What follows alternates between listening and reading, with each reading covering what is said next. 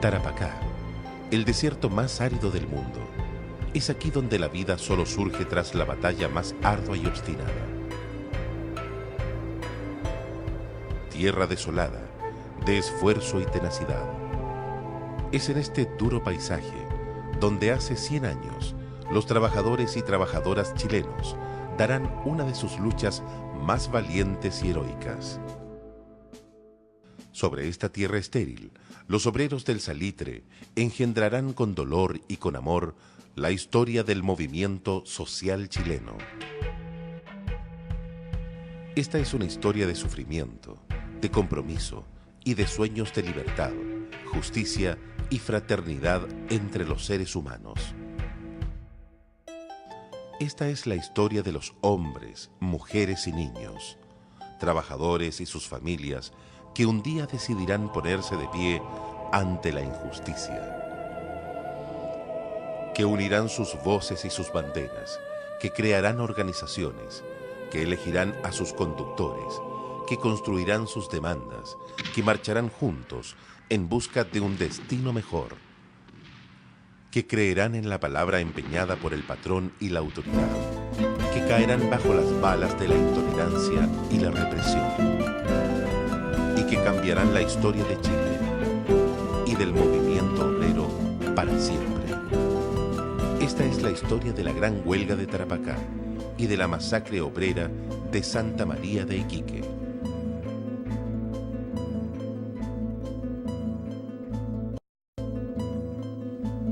En 1884, luego de la Guerra del Pacífico, Chile toma posesión de los extensos territorios de Tarapacá y Antofagasta. De esta inmensa tierra árida surge como por milagro el salitre, el oro blanco. El nitrato que se lleva a todo el mundo para fertilizar las tierras agrícolas y para la industria química. Esta enorme riqueza natural cae pronto en manos de empresarios ingleses. Los gobiernos liberales de nuestro país prefieren dejar en manos extranjeras la explotación del salitre. Los dueños del poder aceptan la dependencia de las potencias y de los capitales europeos, y a cambio de un pequeño impuesto sobre el quintal de salitre exportado, les entregan las riquezas naturales de Chile y ofrecen a bajo precio la mano de obra de los trabajadores. Arrancar de la estéril tierra la riqueza necesita del esfuerzo de miles y miles de brazos fuertes, de hombres infatigables que no tengan temor al trabajo duro y soporten sin quejas el implacable sol del día y el despiadado frío de la noche. Florece entonces la figura del enganchador, vil traficante de seres humanos que por un pago recorre los campos y las ciudades del centro y del sur de Chile reclutando trabajadores para el salitre. Con la promesa de riqueza pronta y un futuro de comodidades y placeres en una tierra nueva y abierta a la aventura, jóvenes y ancianos, hombres y mujeres, obreros de las ciudades y los puertos, campesinos, viejos soldados de la guerra, los pobres de Chile, inician una frenética marcha hacia el distante norte. Cada uno de ellos es una moneda en el bolsillo del enganchador.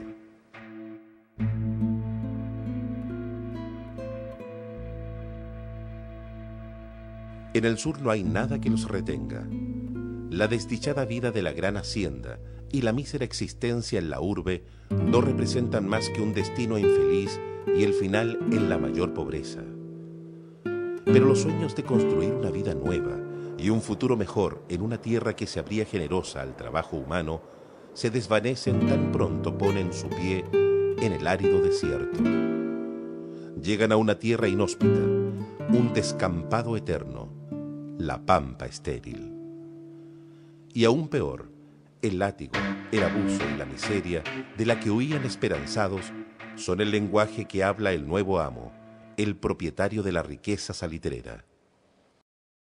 El esfuerzo de su trabajo es pagado en fichas, que sirven solamente para cambiarlas en la pulpería, pequeño almacén monopólico, controlado por los dueños de la oficina salitrera, en la cual trabaja el obrero, y que vende los productos a precios abusivos y alterados en sus pesos y medidas.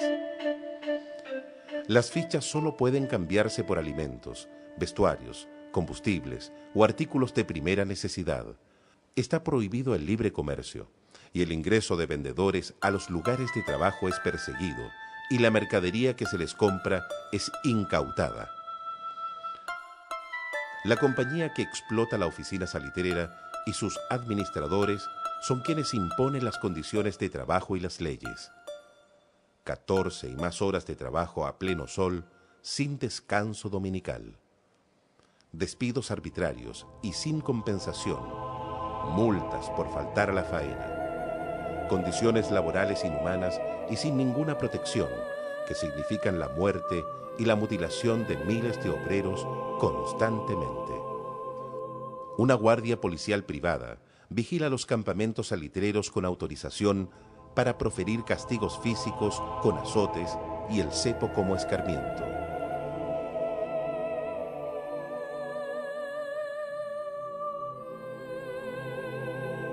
Habitaciones miserables y construidas con desechos, letrinas insalubres, escasez de agua potable. Las epidemias y las plagas de parásitos y ratas son cotidianas, a pesar que se cobra por atención médica y medicamentos que nunca se entregan. El obrero es esclavo de sus deudas, de su trabajo sin descanso y de su vida en condiciones inhumanas. La oficina salitrera lo encierra y se convierte en su prisión y su tumba. Morir trabajando para enriquecer al empresario es su único destino.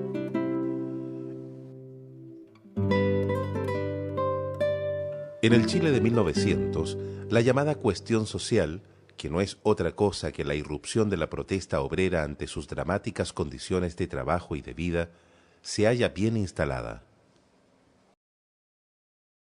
La opulencia de la sociedad oligárquica coexiste con las durísimas condiciones de vida de los trabajadores y estalla con rebeldía entre los pobres de los campos y las ciudades.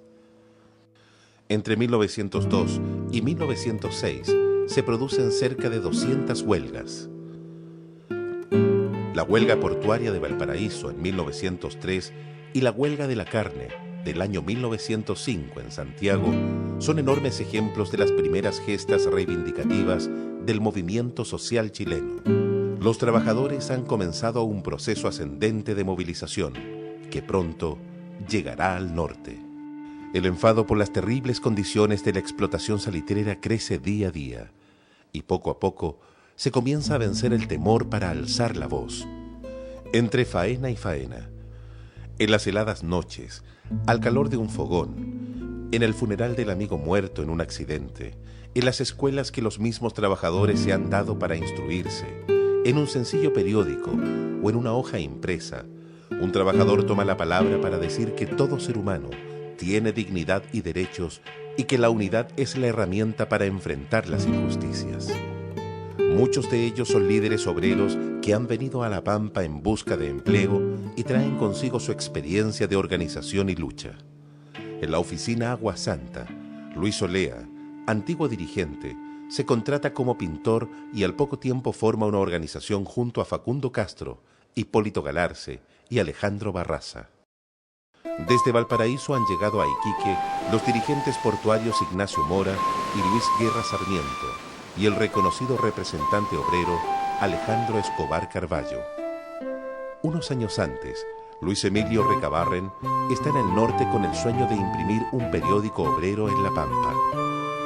La combinación de experimentados luchadores y nuevos dirigentes pronto rendirá sus frutos.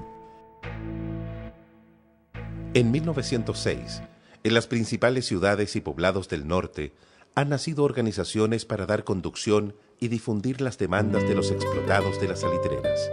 En Pozo Almonte, Guerra y Mora instalan una pequeña imprenta y publican el periódico La Agitación. A Antofagasta se desplazan Alejandro Escobar, Casimiro Fuentes y Vicente Díaz.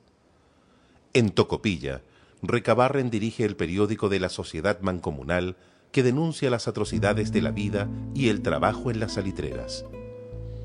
En Iquique, Luis Olea y Manuel Aguirre forman el Centro de Estudios Sociales Redención, que dicta charlas a los obreros y publica folletos para organizar a los trabajadores del puerto.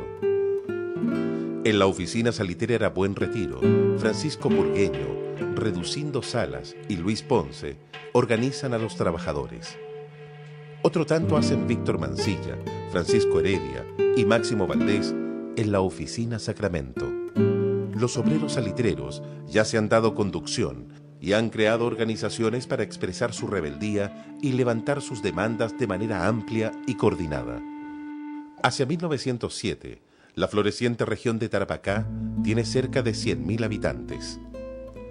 En las decenas de oficinas salitreras dispersas por el Norte Grande, laboran unos 40.000 obreros, 30.000 son chilenos y unos 10.000 extranjeros, bolivianos y peruanos en su mayoría. Desde principios de siglo, los trabajadores se han rebelado ante sus míseras condiciones de vida y han sacudido a la región con grandes estallidos violentos.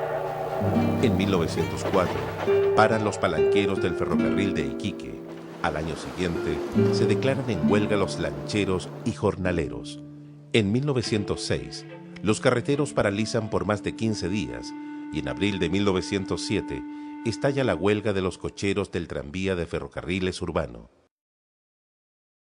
Como todas las huelgas que se producen hasta ese entonces, son movimientos de gran intensidad pero aislados, que rápidamente pierden fuerza y se desgastan. Sin embargo, a fines de 1907, todo va a cambiar. La organización de los trabajadores surge con una fuerza que nunca antes se había visto en la desolada Pampa. Ese año, Chile está gobernado por el presidente Pedro Montt.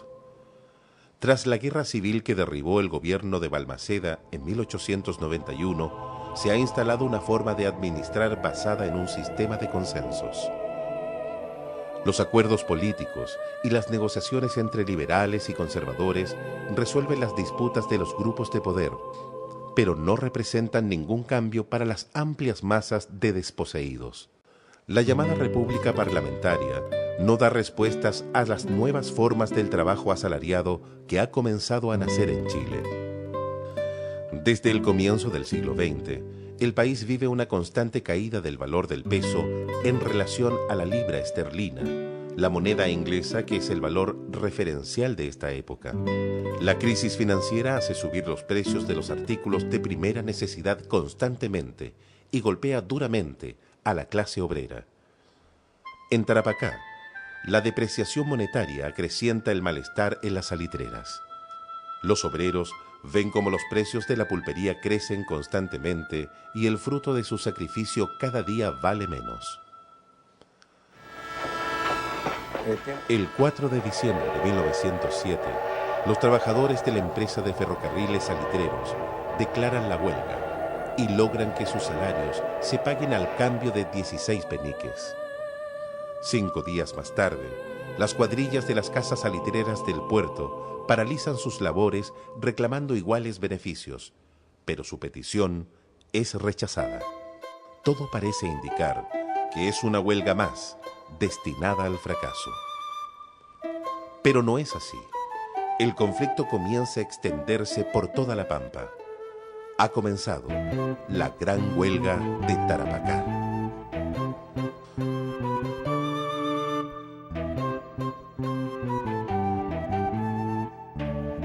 El 13 de diciembre se declara la huelga en las oficinas salitreras de Cantón Alto, San Antonio, San Lorenzo y Santa Lucía.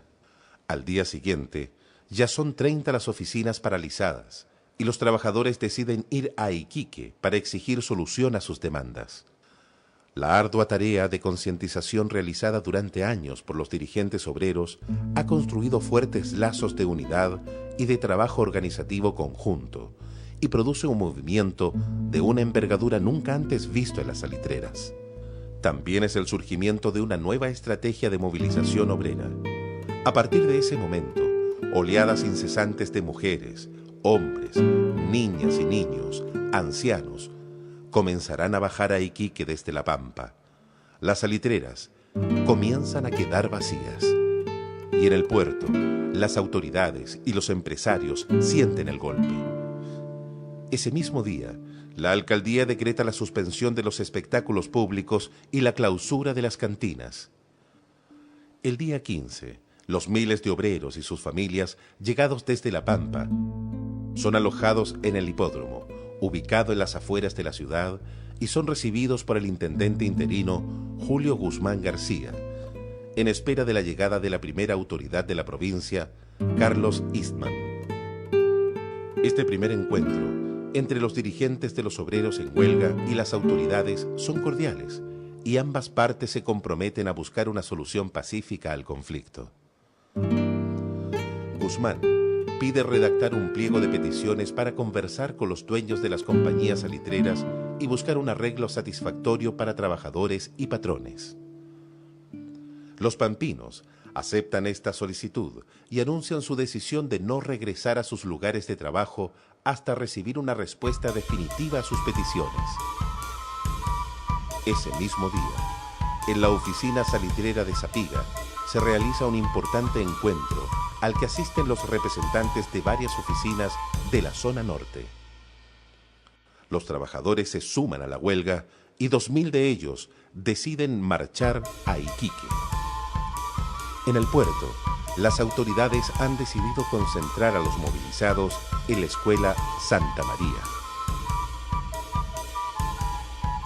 El 16 de diciembre, los obreros presentan su pliego de peticiones: el pago de jornales al cambio fijo de 18 peniques y suprimir por completo el sistema de vales y fichas. El comercio libre en las salitreras para evitar la especulación de las pulperías. Balanzas y varas para dar transparencia al peso y las medidas de los productos vendidos en las pulperías. El cierre con rejas de hierro de los cachuchos y achuchadores para evitar accidentes, lugares de faenas de gran riesgo y fuentes de continuas muertes de obreros. La indemnización de 5.000 y 10.000 pesos para las familias de las víctimas de accidentes. Derecho a desahucio de 10 a 15 días para el trabajador en caso de parar una oficina. La habilitación de locales para escuelas nocturnas de obreros. La prohibición de destituir o remover a los dirigentes de la huelga, con el pago de 300 a 500 pesos o un desahucio de 2 a 3 meses en el caso de hacerlo. Estas demandas reflejan un alto grado de desarrollo de la conciencia obrera. No son reivindicaciones para una oficina o un grupo de trabajadores, sino una propuesta de modificación de la organización del trabajo y de las condiciones de vida para todos los obreros salitreros del Norte Grande y la protección de sus organizaciones. Demostrando la nueva capacidad de organización de los obreros, se constituye el comité de huelga formado por 20 delegados de las organizaciones salitreras, 16 delegados de los gremios de Iquique y 2 delegados del Centro de Estudios Redención. El comité designa un directorio conformado por José Briggs, presidente, Luis Olea Castillo y Manuel Altamirano, vicepresidentes, y José Santos Morales, tesorero, y se designan comités para mantener el orden, el abastecimiento de alimentos y controlar la delincuencia, la prostitución y el alcoholismo durante su estadía en Iquique.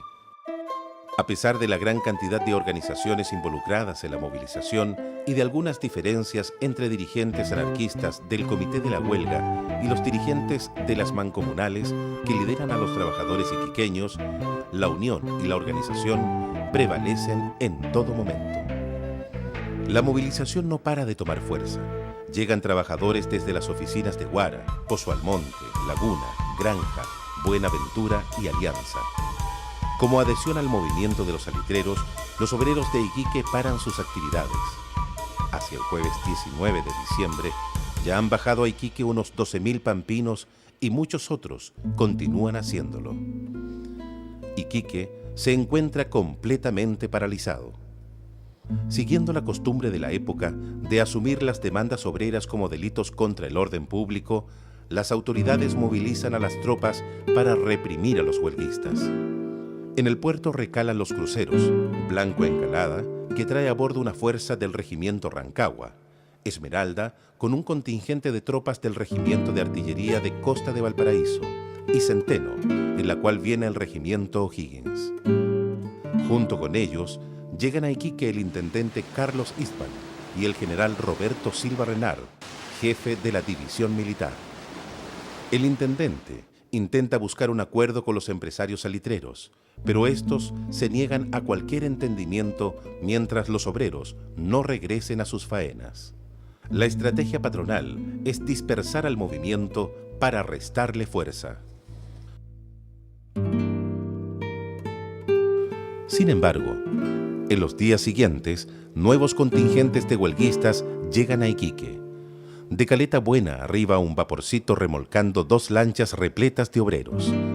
Desde Negreiros y Aurrera, los pampinos han marchado haciendo flamear juntas banderas chilenas, peruanas y bolivianas. El intendente Eastman se reúne con el comité de huelga y les informa que los patrones están dispuestos a negociar con la condición que los pampinos vuelvan a sus respectivas oficinas, dejando en la ciudad solo una comisión para negociar. El comité responde que no regresarán a La Pampa hasta tener una respuesta. En la tarde del día 20, corre por la ciudad el rumor de una balacera ocurrida en Oficina Buenaventura. Una patrulla militar ha disparado sobre una columna obrera para impedirles movilizarse a Iquique, con el resultado de algunos pampinos muertos y otros heridos. Por el temor de que los huelguistas tomaran venganza por estos incidentes, el intendente Eastman declaró el estado de sitio esa misma noche. Los diarios dejan de circular. Se establece la censura cablegráfica y telegráfica. La ley marcial persigue impedir la llegada de más trabajadores a Iquique. La implantación de estado de sitio provoca gran preocupación entre los huelguistas. Los empresarios salitreros se sienten seguros con la llegada de buques y tropas, y ahora con la ley marcial se convencen de presionar para el pronto fin de la huelga. Amanece el 21 de diciembre de 1907. Con el alba se reúnen el intendente y los empresarios salitreros. Eastman intenta convencerlos de acercar posiciones con los huelguistas y les informa de la oferta del presidente Montt de compensarles hasta la mitad del aumento de los salarios por un mes. Los empleadores se niegan a cualquier acuerdo. Rechazan tanto las demandas obreras como la oferta del gobierno y exigen a la autoridad que obligue a los obreros a abandonar la ciudad y regresar a las salitreras. A mediodía, el intendente invita a los dirigentes del comité de la huelga a una reunión a la intendencia para informar de la respuesta patronal. Los dirigentes se niegan a asistir por temor a ser víctimas de una trampa para detenerlos bajo el imperio de la ley marcial y así descabezar el movimiento. Eastman, la máxima autoridad de Tarapacá, resuelve definitivamente reprimir la huelga por la fuerza. El intendente tiene en sus manos el telegrama en que el presidente Pedro Montt lo autoriza para tomar todas las medidas que se requieran para poner fin inmediatamente de la huelga. Días antes, le ha escrito el ministro del Interior Rafael Sotomayor. Para alejar de esa gente de Pampa, convendría hacerles regresar a su respectiva oficina, custodiada cada peonada por piquete tropas, cuyo jefe debe llevar orden terminante de hacer fuego contra los que pretendan regresar. A la 1:30 de la tarde, el intendente dicta el decisivo decreto. En bien del orden y salubridad pública, concéntrese a la gente venida de La Pampa en el Club Sport, en el camino de Cabancha. La orden de llevar a los obreros al hipódromo significa la decisión definitiva de desalojar a los pampinos de la ciudad y llevarlos a las afueras para forzar su regreso a las salitreras, aún al costo de una masacre. El general Roberto Silva Renard, jefe de la división militar, se apresta rápidamente para hacer cumplir la orden y moviliza las tropas bajo su mando hacia la escuela Santa María. Todos en Iquique comprenden que se aproxima una tragedia. Los cónsules de Perú y Bolivia consiguen la autorización para que sus compatriotas y los trabajadores argentinos abandonen la escuela. Sin embargo, estos se niegan a hacerlo. Venimos con los chilenos y moriremos con ellos, responden. La explotación no conoce de fronteras y la dignidad y la solidaridad han unido a los obreros, más allá de cualquier frontera, como hermanos, aún en la peor de las circunstancias. ya no hay vuelta atrás. Los obreros y sus familias, reunidos en la Escuela Santa María, son informados de la obligación de abandonar el lugar bajo amenaza de abrir fuego en contra de quien se resista. La respuesta es solo una: no se vuelven a La Pampa hasta tener una respuesta a sus demandas. A las 3:30 de la tarde del 21 de diciembre del año 1907, el fuego de 2 ametralladoras y de la fusilería desatan la masacre. Tras el alto al fuego, las fuerzas de caballería y de infantería entran en la escuela para rematar a los heridos o asesinar a quien se cruce en su camino. El crimen está consumado. Cientos de hombres, mujeres, ancianos y niños, chilenos, peruanos, bolivianos y argentinos caen asesinados por las armas del ejército.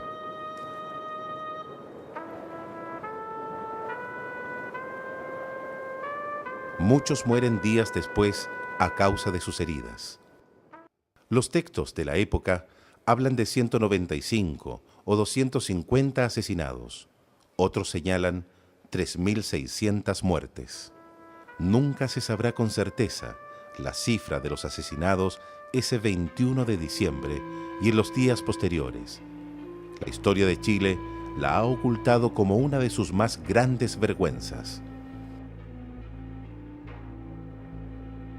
Los sobrevivientes son llevados a sablazos hasta el hipódromo y desde allí a La Pampa, donde se les impondrá un régimen de terror. El 24 de diciembre, Iquique comienza lentamente a retomar sus actividades. Las autoridades y los empresarios quieren olvidar rápidamente la tragedia que acaba de ocurrir. La gran huelga de Tarapacá del año 1907 marca un cambio trascendental en la historia del movimiento obrero chileno. Es una impresionante demostración de la fuerza de los trabajadores de La Pampa. Como nunca antes, un conflicto involucra a miles y miles de trabajadores de distintas actividades y sus familias y paraliza toda la región salitrera. Se trata de un movimiento laboral y social. La huelga se convierte en una expresión de progreso social y de avance democrático, y como parte de la legítima negociación entre trabajadores y empleadores y el Estado, que apunta a la justicia social y a la mejor distribución de la riqueza. La naciente clase trabajadora adquiere vocación nacional y cuestiona la propiedad privada de los salitreros y el régimen autoritario al interior de las faenas y avanza en la decisión de dirigir su propio destino. Pero su rasgo más sobresaliente es la capacidad de sus dirigentes para conducir la huelga hacia un movimiento organizado y pacífico. La irreprochable conducta de los obreros en Iquique y su decisión de actuar juntos hasta las últimas consecuencias son signos de la maduración de una conciencia de clase que instalan la unidad, la organización y la solidaridad como sus herramientas fundamentales. Es verdad que la brutal represión militar significará un golpe doloroso y paralizante para el movimiento salitrero de Tarapacá durante un largo tiempo. Pero los obreros volverán pronto a ponerse de pie, y esta vez con mayor experiencia y capacidad. Los antiguos peones asumirán definitivamente su condición de obreros asalariados. Ha nacido la identidad proletaria. La niñez política de los trabajadores chilenos termina definitivamente. Si una lección saca a los obreros de esta gigantesca movilización y de su tráfico fin, es desconfiar de las autoridades y los patrones como los responsables de mejorar sus condiciones de vida y trabajo, abandonar los estallidos violentos y esporádicos y avanzar hacia la lucha organizada y sindical para lograr sus objetivos. En 1910, ya hay más de 400 organizaciones mutualistas y un número creciente de organizaciones de trabajadores de la metalurgia, de empleados ferroviarios y tipógrafos. La celebración del 1 de mayo crece cada año. Solo algunos años después de 1912, en el mismo Iquique, Luis Emilio Recabarren y otros líderes obreros crean el Partido Obrero Socialista. En 1919, la Federación Obrera de Chile se convertirá en una organización de carácter nacional al incorporar a sus filas a los obreros del salitre. Surgirán la huelga y la protesta organizada, los sindicatos y partidos obreros, las ideologías y las organizaciones sociales que encarnan los ideales de la emancipación. Con la gran huelga de Tarapacá y la matanza de la Escuela Santa María de Iquique, nace definitivamente el movimiento obrero. El Estado dejará de tratar las protestas de los trabajadores solo como actos criminales y deberá asumirlas como un problema social y político y reconocer la existencia de los trabajadores como un nuevo actor social. Chile comienza a cambiar para siempre. Los trabajadores y trabajadoras organizados han llegado para quedarse.